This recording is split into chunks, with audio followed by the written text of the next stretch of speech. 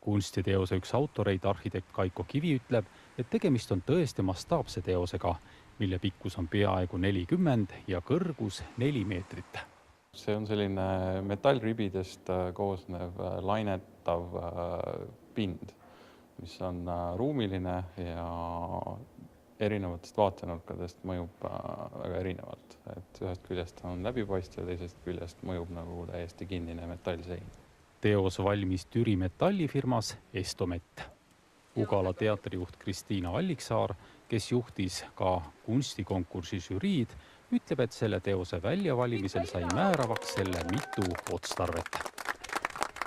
Me soovisime, et meie maja Reinutee-poolne külg, mis muidu on olnud võib-olla vähem kasutuses, oleks selline koht, mis muutuks inimeste jaoks kutsuvaks, et ta ei pea olema nagu meie tagahoov, vaid mõjuma sellise avaliku ruumina, nagu ka tegelikult originaalis mõeldud oli. Samuti eraldab kunstiteos teatri külaliskortereid ja garaaže.